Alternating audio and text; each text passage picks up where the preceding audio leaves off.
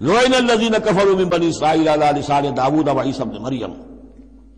لعنت کیے گئے وہ لوگ کہ جنہوں نے کفر کیا بنی اسرائیل میں سے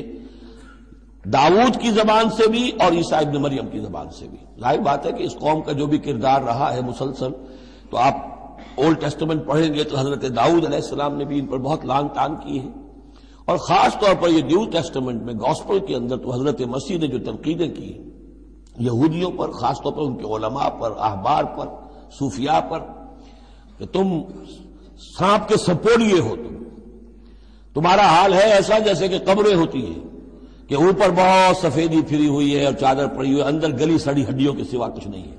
تم نے اوپر مذہبی لبادے اوڑے ہوئے ہیں اور تمہاری ابائیں اور قوائیں، لیکن تمہارے اندر جو ہے بھرا ہوا ہے، خباثت بھری ہوئی ہے۔ تو یہ ساری چیزیں جو ہے، اور تم مچھر چھانتے ہو اور سموچے اونٹ نکل جاتے ہو، چھوٹی چھوٹی چیزوں کے اوپر جو ہے بڑی بڑی بحثیں ہو رہی ہیں، جبکہ بڑے بڑے گناہ جو ہیں وہ کھلے بندوں ہو رہے ہیں۔ یہ سارا جو کردار ہے علماء یہود کا، جس کا کوئی نقشہ آپ دیکھ سکتے ہیں اپنے ہاں کے علماء سو میں، جو بھی برے علماء ہیں ہمارے ہاں دنیا دار مولوی ہیں، ان میں وہ نقشہ نظر آ جائے گا۔ تو جس قدر لعن طعن حضرت مسیح نے کی ہے وہ تو محفوظ ہے۔ لعن الذین کفروا من بنی اسرائیل علی لسان داؤد و عیسی ابن مریم ذلک بما عصوا وکانوا یعتدون، اور یہ اس لیے ہوا کہ انہوں نے نافرمانی کی اور وہ حدود سے تجاوز کر رہے تھے۔